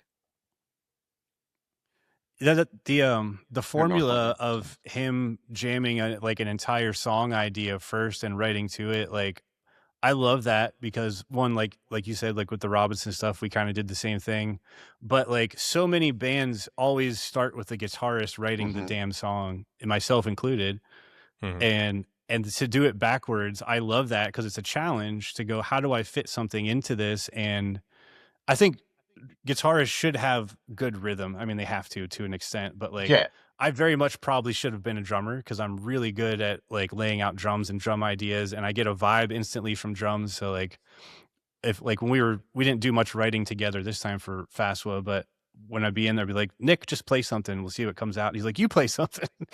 I'm like, no, I want to try that because it's fun to just like, let me get a vibe from you and then just see what comes out. But we don't have the time to like jam like we used to when we were kids. Sure. That's true. Yeah. So I think you guys this kind of like gives you the opportunity to do that, to do jamming. It's just on your own terms. So like once you have the drums, you just set up your guitar stuff and then you can loop things over and over and over again in a way that like if we were doing that in a room and I was like, all right, Chaz, play that groove on a loop for the next 35 minutes straight. Yeah. If you could. No breaks. Don't. That'll break my concentration. That's like, I did that for Lois too, because Lois wasn't going to be a From a Second Story Window song initially. And so I demoed out all those drums and I did it just like Robinson would. And it was really fun to like then go like get that energy and just aggressiveness from that and then go fill in the gaps with guitars. And then you get a lot of really neat, weird stops that I wouldn't have thought if I'm just strumming here by myself trying to come up with parts. Kind of forces you out of your usual like element. Absolutely. You guys had, I saw on there, you had a guest person, Kayla Phillips. Yeah. Our friend Kayla. What does she do on that song? She screams. She's on the like right before the breakdown and on the breakdown at the end. Okay. She's in then it's like layered at the end too, right? So yeah, it's okay. Yeah, I didn't hear it at first, so I have to go back and listen to it. That's cool though. She played in that grindcore band Bleed the Pigs. Do you know them? I don't know them. Oh, they're sick. They're like Nashville. Ohio band? No, Nashville, Tennessee. Oh, Nashville. I thought you said national. Oh, like, no, sorry. Well, they were a national band, yes, but she's also the noise artist Pulsatile Tinnitus, which is sick. Okay, like that's cool. Well, that I say noise artist. She's really more versatile than that, but yeah. Sorry. On the no, you're good. On the topic of, I remember we were talking about like guest vocalists too. We were trying to figure out like what we should have done, like, or what we were going to do in that in this release, and John had that idea, and we had others too. Like, so I think what our decision was like, we're going to do just one on this one, but then maybe as we write for the next one, like we do have some people like that people would absolutely know lined up hopefully for the next one. And there's and it's kind of dudes in the same vein of like, you know, hey, I can record at home whenever, however, and it's that's what's exciting right now to see just what's possible. Because like, I mean, if I think about even like how Guy does it from the Red Chord, like you send him stuff, dude, he just knocks it out. And I got a chance to do that one time with a band called God Glitch. Which their album just came out not that long ago, and it was just like a ping, like, hey, do you want to do this? And like, fuck yeah, man, like that's awesome. Like, for one, like, thanks for even like thinking of me. For two, like, no, I'm not going to charge you. That's dumb. And for three, like, I'm into your music, so I want to be a part of that. So I'm excited for what's possible for even this next one coming up, because I have some ideas, especially of like where I think this music might be heading to, like just to kind of give it some new sonic overlaps between some people that used to be out there right on the road with us. So we'll see. We'll see about it. That would be cool. Yeah. Speaking of noise, like you have some really cool like soundscapes in there. Oh yeah, John, talk to that. What are you doing? Or what are you doing that on? Okay, so one of them is actually guitar, and I'm running it through the hologram effects, the one that like makes weird textures. Do you know what I'm talking about? Hologram, that pedal company. I don't think so. No. I'd like to try it though, because that sounds cool. Yeah, you should look them up. They're like really aesthetically. They look like the pedals look like old computers, like old Macintosh, like an old Macintosh or something like that. They're cool and they sound great. It's that, but I'm running into it with this oh god damn it, Earthquaker Effects pedal, the Bit Commander. Okay. And that I pedal have is one of theirs. it's really hard to get a usable sound out of that pedal, but when you do, sound that you get is really cool. Yeah. It's like one of those I ones love where those like pedals where it's like this has one everything is use, but it's really good at it. well, I think you could use it in a bunch of different ways, but it takes some time to dial it in to get, because it's basically a synthesizer pedal. Like you're basically turning your signal into another waveform and manipulating it with, seems like frequency modulation, like kind of like that. It's like more of that than subtractive synthesis or whatever. But You're way above my pay grade now. sorry, I so most of the time I'm in a synth band. Like I'm in Child of Night, which is like a goth dance project. So I spend like sick. a I didn't lot know of that. time with synthesizers. Yeah, we have that has a new record coming out too. Nice. When is that? And it'll be March through Phage Records. It's like a industrial, like anti-fascist industrial label out of Minneapolis. Cool stuff. And the other one I did using the other ambient track I did using those two same pedals, but I used this like 8-bit synthesizer. Like it's like pedal sized and has like a little button keyboard, but and it generates like video game sounds, but you can like twist it around a lot and get like find interesting ambient tones, I guess. That's cool. I always wanted to try some stuff like that. I've always loved like Sigur Rós and Godspeed You Black Emperor and like stuff like that. I'd love to just zone out for a day and make some noise and like see what comes out. You should. I have nothing. It might be to, good. Like, you never know. It might be really fucking cool. Well, not long after our release, we got a message around like, cool, but when you guys going to deliver one that's all that? Just all ambient tracks. I told John, I was like, they're into that. Like they're into it. I would love to hear more of that stuff mixed in with the heavy shit and see like what would come out of that. I think that's would be really neat. Kind of an idea that I was toying around with as well. Is like, how do you bridge that now? And I don't know. We'll see. We'll figure it out. It creates such a mood and fits in with the emo side of things. And if you could blend them without it sounding weird or corny, I think it would be really sick. Oh yeah. Maybe a challenge, but we'll see. Yeah. I'm going to try. I think next challenge accepted. I think next either we probably want to do a full length, right? I don't know. That's probably what's up next. So it'll definitely be 15 minutes. Yeah. Is that what an LP is technically? 15 minutes or 30 minutes? Yeah, I don't know. No, I think it's the genre we're in. Let's look it up. I think it's number of tracks, isn't it? Or is it the actual play length? Let's see. Jamie, what is it? Yeah. An LP typically holds 20 to 22 minutes per side. Wait, that's talking about records. That's like the record. Well, that's what it's named after, right? It's EP is extended play and LP is long play. Which is like seems backwards to me. Yeah, same. It's all I did. Typically a full-length album, 30 to 60 minutes. Yeah, but what's the minimum, asshole? You guys have how many tracks? I feel like grindcore has been questioning that. Like, how long does it have to be like for the entire history? It says 30 minutes. But like to me, a full length is like 10 tracks. You know? Yeah, sure. Like, yeah. I mean, like, isn't the opposite of December like 29 minutes? I don't know. And that's that's like my basis for what's a full length. If it's at least that long, it's a full length. Yeah.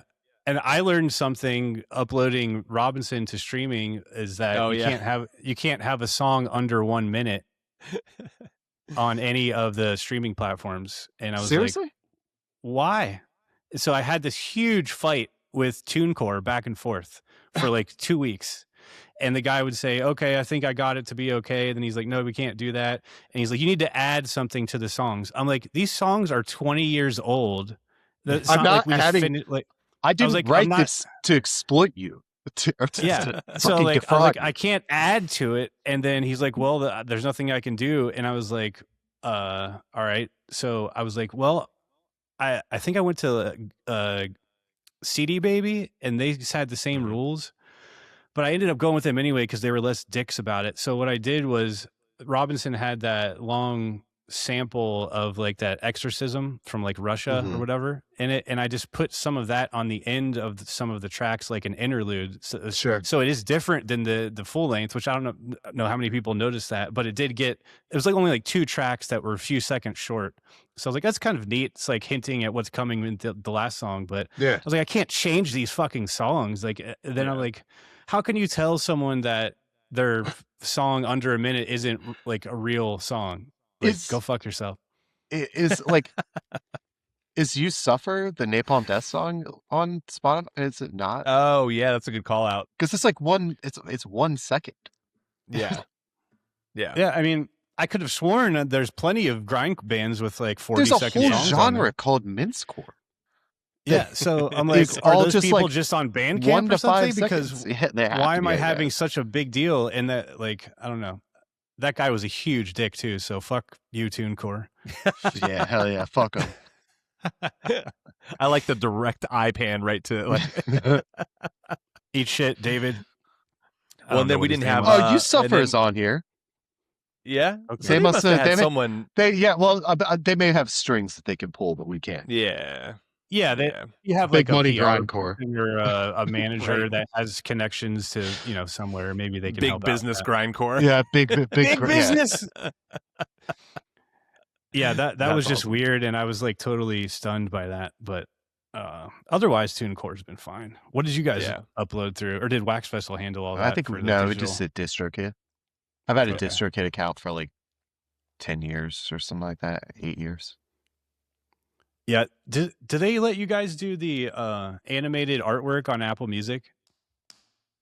I'm not sure how to... doesn't. That's one thing I just learned. I'm not sure how to do it on Apple Music.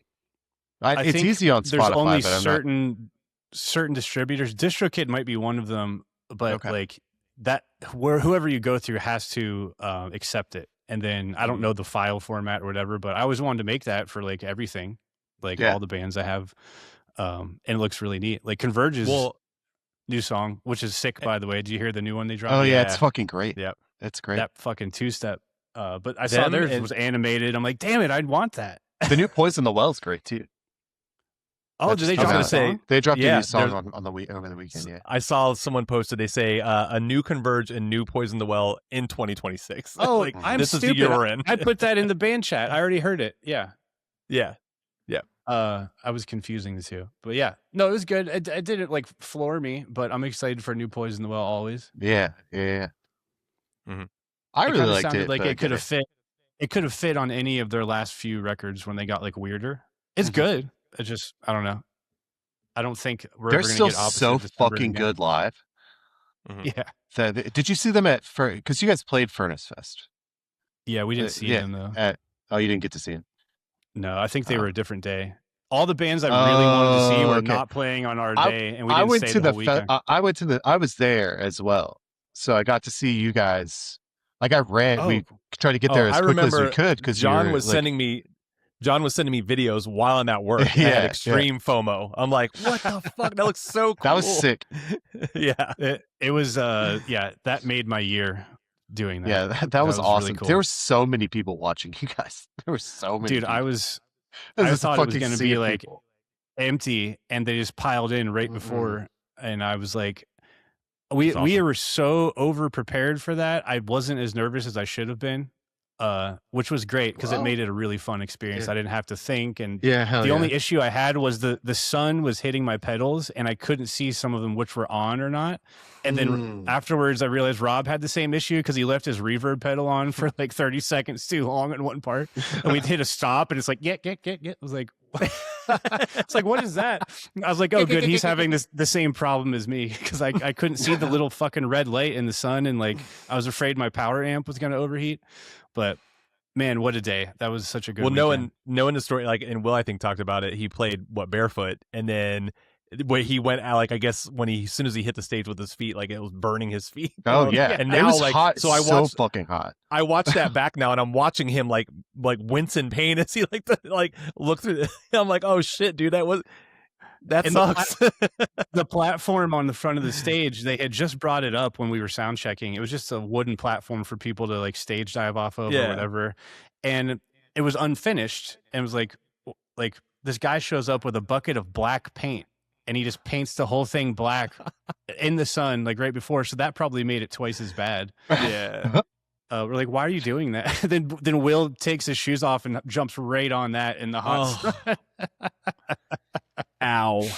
Ow. I'm sure he didn't really feel it with the adrenaline, the people singing along. That was a bucket list thing for me, to play outside in a giant festival in the middle of the day. Never got to do it. So last thing I thought was I get to do it in 2024. Yeah. It's already going on 2 years. Yeah. You guys got your first show coming up, right? Yeah, we sure do. February 13th, Friday the 13th. Friday the 13th. It's at the fucking Dirty Dungarees, right? Yeah, it is at the laundromat. Hell yeah. Yep. That place looks sick. Dude, it's awesome. If I could make it down for that, I definitely will. Hell yeah. You should. That'd be cool. That's awesome. Yeah, the one show that I have seen there was See You Next Tuesday, and was a great time. A really great time. That spot's really cool. It used to be like for noise weirdos, so I played there a bunch when that was the case. It was like noise weirdos. where all the noise weirdos hang out. Yeah. And then it changed ownership, and like some hardcore kids bought it, and that's when it turned into like the spot for hardcore. Yeah. Right. In Columbus. It's like, but it fucking rules. I love that place. It's still just as good as it ever was. It's awesome. It looks perfectly punk rock. Mm-hmm. I went to see Blissmas pre-show in, what was that, December like 12th or whatever, with fuck, I'm blanking. What's Kevin and Andy's new band from? Atomic Rule and Zayo and what was that Vipers band? I had never heard of them. They're like a stoner band. Generation of Vipers, I think they are. But that show was fucking sick, and I randomly decided to just go, and I was like, oh, there's two guys have been on the podcast, and I've never like met Zayo in person, so it'd be good to see Kevin. And I just drove up there alone, made a road trip, got a hotel, got a little bit too drunk, let my hair down. I thought you were reposting shit, and I'm like, wait, he's fucking there. Like, what? I was itching for a solo road trip, which I love, and I hadn't done anything in a while. The mistake I made though was trusting that the weather would hold up, because and the snow was coming at the beginning of December, and there was like a break, and it was like perfectly when I would be there and coming home would be fine.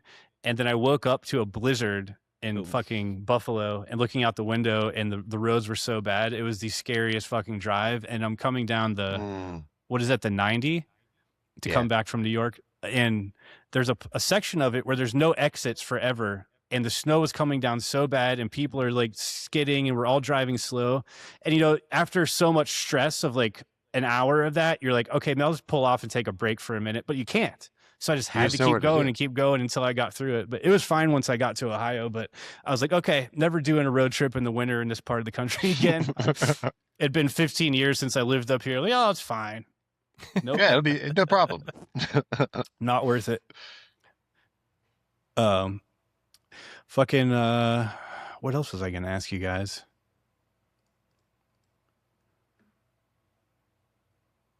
I covered the name and the art. Who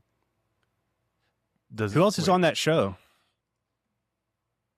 It is Love Trauma, Lucky Shot, Flowers for Persephone, Mass Shooter, and That's an Eye aggressive Contact. name. Yeah. Eye Contact. Yeah, that's ballsy.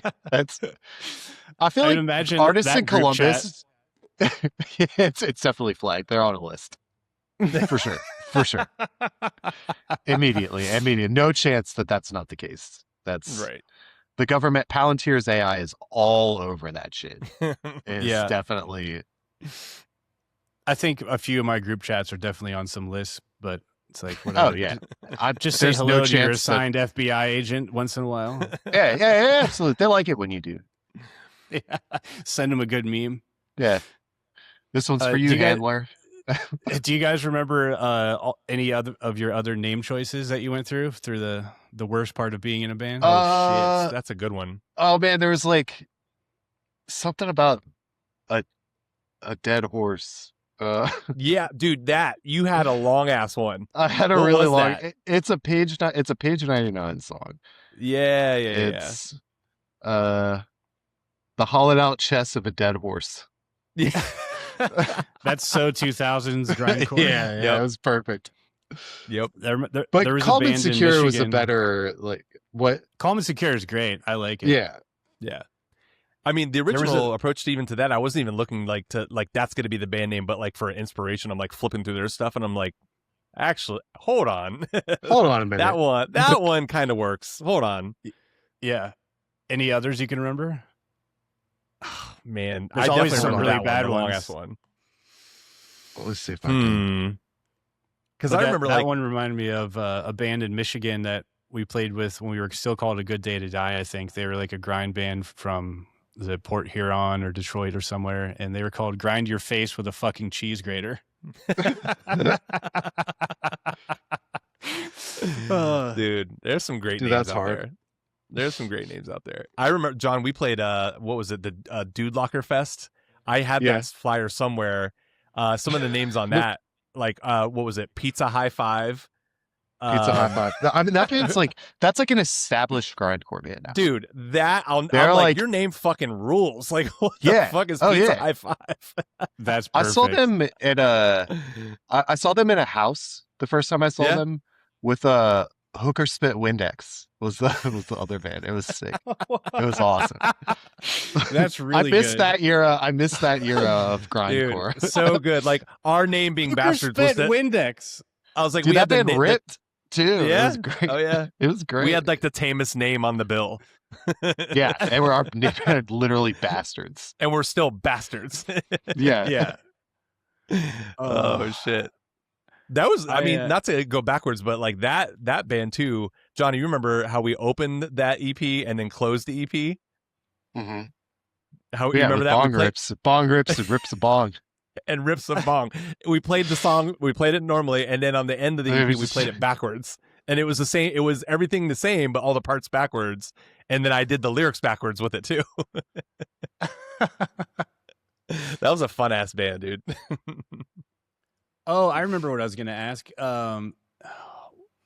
It Fell from the Sky has the spoken word in the beginning, right? Mm-hmm. Yeah. Who did that and who wrote that? Or is it a sample? It's a sample. Yeah. That's come up a couple times. A lot. That's like stumping a lot of people, which is funny. I know, and I'm not going to tell you where it's from. You have to figure it out. You're going to have to figure it out. I'll give it another listen and see. I'm really bad at that shit though. It's not it's not from anything that I think anybody's gonna get. I mean, they might. I definitely they might. Eventually they'll find it, but like it's from a very obscure. I'll tell you this much. She's talking about a Jackson Pollock painting. That's what she's talking about. She's like, when she's talking about all of this like deeply nihilistic shit, it's like how she feels about that. Okay. What are you doing Saturday night? That's committing suicide. Suicide. What are you doing Friday night? Yeah. Well, it reminded me. I mean, it didn't remind me of it because it's totally different. There's an Acacia Strain song that starts out with a creepy thing. I think it's from like a horror movie, though. I mean, they have a few of those. There's one with the 911 call. I forget which movie it is. Mm-hmm. I killed them. Yeah. Ma'am, who did you kill? I killed everyone. Yep. That record is so fucking good. I forget which one it is. Not Wormwood, was it? For some reason that like comes to mind. Is it after that? Okay. Because they have samples on every record, I think. Yeah. But, where is it? Death is the Only Mortal. I think it's the opening to that one. Wormwood is probably my favorite though. That record is so good. I listen to that one a lot. Beast. Yeah. I have to hear their new one again. I only gave it one run through. Oh, it was really good. I've listened to it several times. I love that they're doing more blasting and shit. That's really cool for them. They've always had kind of like a beat down, hardcore, heavy vibe, but it's also very metal. And then hearing some blasting like nastiness is just a great touch. I know Kevin was doing that before he left, but the new guy's doing it too. Yep. Atomic Rule too. They're fucking sick. If anyone listening hasn't heard them yet, I think they don't have a full like EP or album out yet. It's like 5 songs maybe. I know they dropped 3 initially, but they were a really great show. And Zayo too. Like holy fuck! I was gonna say, how was that? I think they like stole the show for me. It was so good. Their guitar player Russ, I think, with the dreads. Yep. He was like hanging over the stage and drool's coming out of his mouth and his eyes roll back in his head. He's doing like fucking Undertaker shit. And I was like, holy fuck. They sounded so great. Like Russ, his stage presence. I mean, as far as I can remember, like I know that he was not in the band for his little stint, but then like came back. But I mean, I'll never forget his like go-to move always was like he'd jump super high up and then land on his knees playing guitar. And every time I'm like, oh my God, like how are you doing that? And he would just dude, you like YouTube it. There's so many shows of him doing that. But yeah, I remember like the first time seeing Zayo was like in Dayton, Ohio, like a long time ago. I don't think he was in it at that point, but it was like not super long after the original vocalist I think left, and then they got Dan. Dan for me, and I said this on my podcast, like Dan for me set the bar like for a vocalist. Like love him on record and like you know in the show, everything kills it. Yeah, and those records, those first ones that blew up for them, like those were still in the 90s, right? Like late 90s. Like late 90s, yeah. 98 was Where Blood and Fire Bring Rest. Liberate was 1999. Yeah. Yep. And I totally missed all that shit because I was listening to Limp Bizkit then. I was listening to Limp Bizkit too, but I was also listening to that.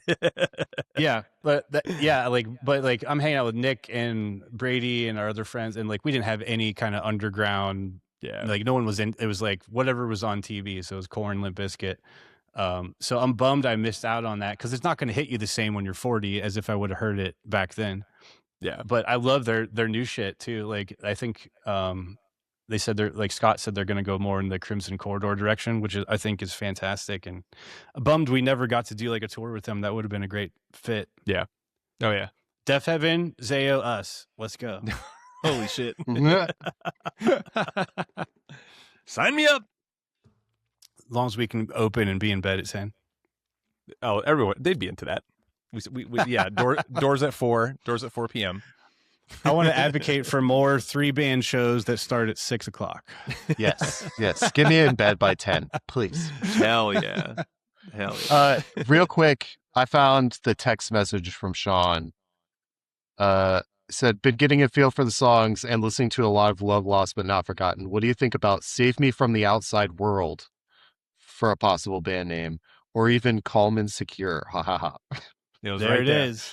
Right there. Yeah, and then it's like I go to bed and then wake up and I'm like, yeah, it's Calm and Secure. Hell yeah. Yeah. Sometimes it just takes one sleep. Yep. I like to do that in general before I make a big decision. Go ahead, Sean. We also did, John, we also did something similar that Paul and I have done too. When it was band names, like I was making, like we were doing the logos too. Remember? Mm-hmm. Like I was like, I actually went in, like I quickly drafted a logo up and I'd send it that way. So we did the same thing with like Lowest when we were thinking about going that route too.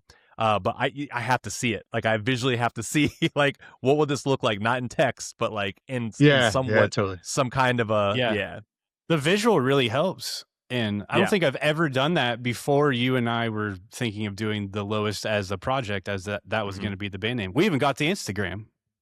Yeah, that's true. Yeah, there is an IG The Lowest out there. is a cool band name. That's like sick. I love that one. We went through so many too, back and forth, and like I'd go, I think I like this one, and then do the one sleep, wake up and go, no, that's really fucking stupid. And then for some reason, Lois popped in there. I was trying to think of simple one word, and then you right away were like, ooh. And I was like, ooh, yeah, ooh. Okay. And then so he rightfully named the song that when it became a Fastwa song. Yeah, that was organic. That made sense. Yeah. It works with the song, and your lyrics were sick. And stoked, very proud of that music video for having zero plan. Doing it in one day. Yep. That video is sick too. Anyone I've showed it to, I'm like, yeah, it's iPhones and us. They're like, wow, oh, really? Like, yeah. And we just showed up with no plan. Like, we'll put the light boxes up and just like, all right. And then we're like, oh, what if we do the fucking end of the song with all the lights off and the strobes? And it's like, okay, there it is. Don't need to think more of that. No narrative needed. Nailed it. Are you guys going to do a music video? Yeah. We were planning on, there was I think there was an idea of trying to do that before the drop, right, John? But yeah, I mean, it's coming. It'll happen. Yeah, we were trying to get it done, but like December is a crazy fucking month to try and get stuff done. That's absolutely It was just once December hits, I'm ready to just be done with everything for the year. Especially that last year, I was so fucking burnt out. Like I'm good. Yep, I hear that. When you with your arsenal of iPhones too, if you want to work with us on a video, that'd be great. Oh, that'd be fun. Fuck yeah. Yeah. So I purchased 3 iPhones through Sean to get an in-person podcast set up, which I'm still working out the kinks, but I have a million stands and lights and all kinds of shit behind me. Then there's always stuff that comes up like, oh, wait a minute, the phones need a mic plugged in, but they also need charging. So I'm like, oh, I need a power bank. I need to connect that through a hub. And it's just like the list keeps growing and growing. And then the stands I bought are too cheap. So I'm like, I'm going to return those for some better ones. And then I'm getting lenses for the phones too. So it'll be look a little more cinematic, and I can get close-ups on people without zooming in digitally and getting pixelated. So learning about lenses now, but I think it's going to be cool. I did a test with a podcast episode with myself that was like 5 minutes, just sitting in each chair and testing the mics and shit. So camera 1, camera 2, camera 3. In-person ones will be coming. Yeah, then one for a wide shot. So see what I can pull off by myself. It'll be fun. And yeah, like I said, Riverside is making that possible, because otherwise you need cameras and you need like hard drives to collect all the footage in, and then you're editing manually. Like, I think I'll still have to go in and tweak some shit. It's not going to be as easy as these ones, but it'll be worth it, because those ones won't be happening all the time. Yep. But yeah, I'd love to shoot a video with you guys. Oh, that'd be fun. Done. Yeah. What other plans you got going forward? So writing full length, first show. You trying to play often? Maybe do a short tour? What's on the menu? When it allows, for sure. Yeah. With everyone else's schedules and everything that's going on. In this one too, I think, some families involved. Of course, obviously we're all 40s at this point, late 30s. So doing what we can, ones that make sense. I'm just stoked that people are even interested to invite us to a show. So at the end of the day, nice. I'm stoked on that. Like, you want to see our band? All right, that's cool. All right. You guys to see you next Tuesday would be a good pair. Oh yeah, that'd be fun. I think we hope to play with them. I mean, we love those guys. I just saw. I think they just announced friends for fucking 20 years. Yeah. I forget who they said it was with. We're gonna bring back the set battles. Yeah, battle sets. Yeah, battle sets. We're gonna bring that back. Just won't I feel like we haven't been shit talking. Well, to speak for yourself. If we did battle sets with See You Next Tuesday again, I would have to be drunk and screaming. Yeah, dude, so good. And I know also Jimmy and Rick are fans of Uno, like myself. Adding that into it as well, and someone gets the Uno reversed, then your song, you're next up. You're playing next. See, we can make it interesting. I don't remember how Uno works, because I played it like once in my life as a kid. We only did it once, but we were trying to bring it back a lot. Again, Rick, Jimmy, and I, we all played Uno together on Xbox, and we're all in Discord. So we were playing that with the new. There's some zany Uno rules. They can attest to this. But it was getting heated. It was getting heated in there. I didn't even know there was an Uno on Xbox, dude. You might want to download it. You might want to bus safety. Uno's the thing now. It's what everybody's doing. I need to get you guys on Arc Raiders. That one, the little clip that you posted had me. I was dead, dude. The guy, what was the song in the background with the hero? Oh, hero, shit. yeah. That was such. So let me ask you that: what were you getting killed, or yes? And then someone, your team came in and saved you. Yeah, well, no, I'll set it up because okay, yeah, I got to hear more. So it's an extraction shooter, so there's like 30-minute rounds, and you can go in by yourself or as a team up to 3. I was in solos, so everyone's by themselves. You don't have to kill other players. The point of the game is there's like evil Arc. They're called robots that are like AI that have taken over after humanity's over, and you're coming up to the surface to scavenge for shit, and then you exit and go back down with whatever you can bring. But there's other raiders, so you might run into someone and they might be cool, they might work with you, or they might shoot you. So you don't know. So it adds this element of like really cool like stress to each round. And so I'm coming down, and you go down these like subways to go to this exit on this map, and there's a train that comes up. You call this fucking train and press a button. You have to wait like a minute. Everyone can hear that it's coming, so they're like, oh, someone's leaving. They might come down, and they're called rats. They'll come down and kill you and take your shit. So I was going down there, and there was a guy who was already downed, and he was crawling, bleeding out towards the train. And I was like, dude, I'll escort you. I'll make sure you're good. So I'm taking him into the train. I start hitting the button on the train to get us out of there. And this rat comes in from the other side and shoots me in the head while I'm hitting the button. So I fall over. Then I'm down on my knees and crawling, and he's down next to me. And this guy, he's doing that animation to like knock you out and finish you off. Right at the very last second, this bullet comes straight into his temple from another friendly raider we didn't know was there. Just showed up like a hero. That guy takes off into the darkness, and then this guy gets us out of there. It was so epic. And I recorded it on the Xbox, and then I was like, I need a good song to put over this. So I was like, Nickelback. I think someone else used it on another clip. And then insert clip into the pod right now. It went fucking viral. I think it has 400,000 views and 27,000 likes now. Holy shit. Yeah. Holy shit. That rules. I did not. I was like, maybe it'll get 10,000, but then it's like, dude, it's just nonstop comments on my phone, not like all day. It's so good. And the placement of the song worked so good. Yeah, right when the bullet hits, a hero save us. It made me like the song. Wait, what happened? Made me like the song. Oh, I think you said like. Oh, okay. Nice. Yeah, and it made me enjoy the song because. I think you said the band liked the song. I was like, what the fuck? I should have tagged them in it. Maybe they'll that notice. Would have been funny. Nickelback's pretty even sick, better. Let's be honest. Oh my god. All right, well, we've done about 2 hours here. Hell yeah. You guys want to wrap her up? Yeah, sounds good. I'm good with that. Anything else you want to tell people before we get out of here? We love you. Thank you so much. We love you so much for all this zany shit that we're putting out there, and you're actually liking. We love that. Thank you so much. It's sick, guys. It came together really well.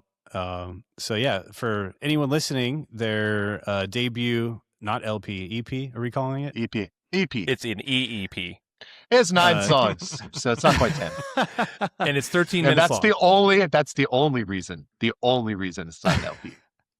Yeah. It has nothing to do with the length. Band name is Calm and Secure, so go check it out. The name of the EP is Glass in the Mouth of the Sun. Yep, you got it. Yep. So that's out now on all streaming services, and their first show will be February 13th. That's a Friday at Dirty Dungarees Laundromat in Columbus. It's a $5 suggested donation, but no one will be turned away if you don't have any money. So go down and see the boys. Come hang out. Hang out in the laundromat. Yeah, we play first. Hang out in the laundromat with us. Yeah. Well, yeah. What time does it start? Us. I think it's 6 and music at 7. Doors are at 6 and music is at 7. So get there early. Don't fucking miss it. Yeah. Don't fucking miss it. And you can drink beer and do your laundry. Oh yeah. Do they sell beer there? Or is it BYOB? No, it has a bar. Yep. Oh, that's sick. That place is amazing. That. Yeah. You'll see it when you get there. You'll see it. You'll see it when you get there. You'll see it when you get there. Come. And follow them on Instagram at calm.and.secure. And Sean is Scram Vandy and John is Neural Discord. I'll put all that in the show notes. But thank you guys for doing this. I really appreciate it. It's great. And thanks for having us, man. Absolutely. Thank you all for listening. Remember to subscribe, share it with a friend, hit the like button, all that. Again, I do have merch now. If anyone would like to support the show, I'm wearing the Riff Tacos t-shirt. Yeah. So we'll see you on the next one. Thank you. Oh, yeah. Thanks, buddy.